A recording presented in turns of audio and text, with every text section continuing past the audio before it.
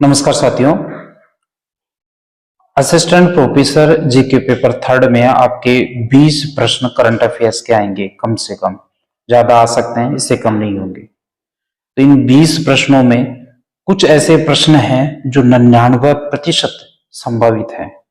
उन 20 में से 10 प्रश्न मैंने ऐसे चयनित किए हैं जो आपके, यदि आप और हम प्रश्न पत्र निर्माता होते तो निश्चित रूप से ये प्रश्न पत्र में उन प्रश्नों को जरूर शामिल करते हैं। तो वो 20 प्रश्न कौन कौन से हैं, 10 प्रश्न कौन कौन से हैं, वो मैं आपके सामने अभी रखूंगा। देखिए साथियों, एक तो आप ये ध्यान रखना कि जो राजस्थान विधानसभा चुनाव हुए हैं 16वीं विधानसभा के, 16वीं विधानसभा में एक प्रश्न आपका निश्चित रूप से पूछा जाएगा। आई बटन में मैंने उसका डिस्क्रिप्शन दे दिया है, वहां से आप जाके पीडीएफ डाउनलोड कर लेना। तो राजस्थान विधानसभा से संबंधित एक प्रश्न, चुनाव से संबंधित एक प्रश्न पूछेगा।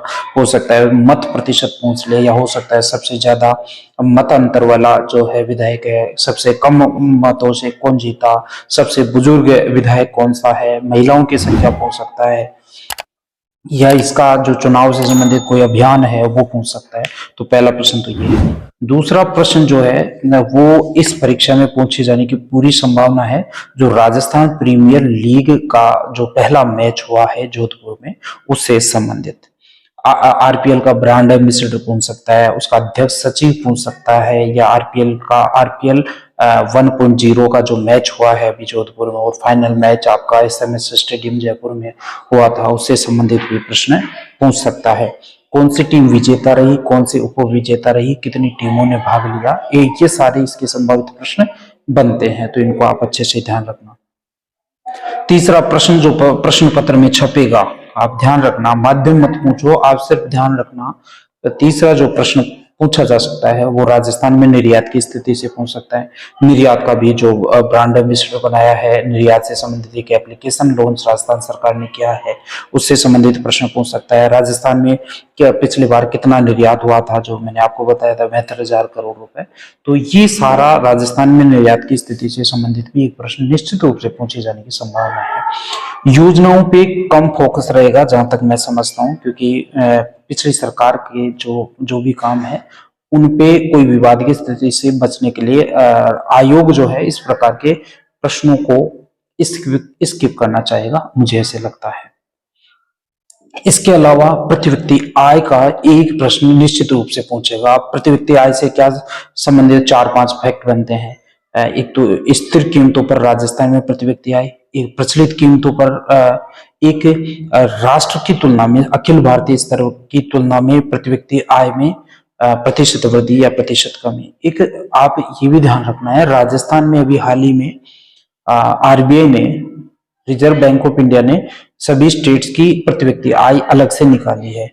वो रिपोर्ट आप जरूर पढ़ लें, वो आपके इसमें डाला हुआ है। उसके भी जो 5 प्रश्न है, संभावित 5 प्रश्न की पीडीएफ आपको इसी वीडियो के डिस्क्रिप्शन में, जो हमारा सोशल नेटवर्क साइट है, उस सब पे डाली हुई है, टेलीग्राम पे इत्यादि पे। इसके अलावा एक प्रश्न आपका बन सकता है, नेशनल स्कूल गेम्स जो हुए हैं उसमें से पूछ सकता है कि उसके मेडल कितने हुए, जो गोल्ड मेडल कितने थे या रजत कितने थे इत्यादि।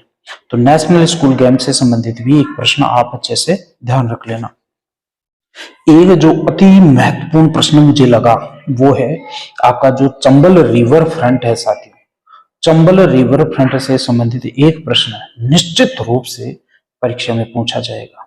सितंबर का महीना आपको ध्यान रखना है, 22 सितंबर को इसका उद्घाटन हुआ था चंबल नदी पे। दुनिया का सबसे बड़ा रिवर फ्रंट है। ब्रांड एम्बेसडर मैंने बताया था दीपिका पादुकोण इत्यादि।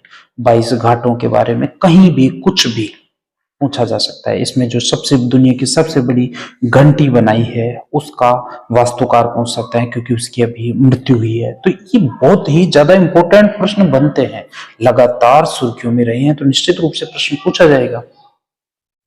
इसके अलावा चंबल रिवर फ्रंट के अलावा जो राजस्थान में 3 वंदे भारत ट्रेन चली हैं साथियों, पक्का मान लेना, इस वीडियो को आप सेव करके रखना। जब आपका पेपर होगा 7 जनवरी को, तो उस समय आपको याद आएंगी ये बातें कि सर ने ये प्रश्न बताए थे, और ये यदि हम ढंग से याद कर लेते तो आज मेरे प्रश्न जो है थर्ड पेपर में 5 नंबर, 7 नंबर या 10 नंबर और के अपेक्षा ज्यादा होते। वंदे भारत जो ट्रेन है 3 चली है, तीनों की तारीख याद रखनी है और कहां से कहां तक चली है ये भी आपको ध्यान रखना है। वंदे भारत ट्रेन को बिल्कुल भी स्किप नहीं करना है। एक ध्यान रखना, ये centre for excellence in panchakarma, centre for excellence in panchakarma आपके जयपुर के चाकसू में स्थापित किया जा रहा है। बीजेपी गवर्नमेंट है और निश्चित रूप से योग इत्यादि जो भी अपनी ट्रेडिशनल परंपरागत यौगिक क्रियाएं हैं उनको अपनी नीतियों में विशेष महत्व देता है और प्रश्न इससे पूछ सकता है। तो ये आपका जो centre for excellence in panchakarma है चाकसू में स्थापित किया गया है, इसको भी आप अच्छे से ध्यान रखना। इसके अलावा राजस्थान में जो वेटलैंड है साथियों, उनसे संबंधित एक प्रश्न पूछ सकता है क्योंकि बहुत ही ज्यादा लगभग सारा देखिए आपको फरवरी में ये चर्चित रहा, इसके बाद में मई में चर्चित रहा, जुलाई, अगस्त और सितंबर, अक्टूबर, ये 4 महीने तो लगातार वेटलैंड का इश्यू चलता रहा। तो निश्चित रूप से राजस्थान में जो 44 वेटलैंड है, 2 रामसर साइट है, इससे संबंधित कोई ना कोई प्रश्न निश्चित रूप से आयोग प्रश्न पत्र में छापेगा। तो ये कुछ प्रश्न थे, ये मैंने 9 प्रश्न जो है वो इसमें चयनित किए हैं और मुझे लगता है 10-12 प्रश्न और मैं ऐसा ढूंढ सकता हूं जो परीक्षा में निश्चित रूप से आपके सामने आएंगे। तो ये वो समय नहीं है साथियों, बहुत सारी चीजें पढ़ने के बजाय आप एक एग्जामिनर के पॉइंट ऑफ व्यू से सोचें कि किस प्रकार का प्रश्न मैं बनाता यदि मैं एग्जामिनर होता तो स्मार्ट तरीके से तैयारी कीजिए और आगे बढ़िए। बहुत कम समय में बहुत ज्यादा मैटर हम लोगों ने नहीं पढ़ना है क्योंकि इतना समय भी नहीं है।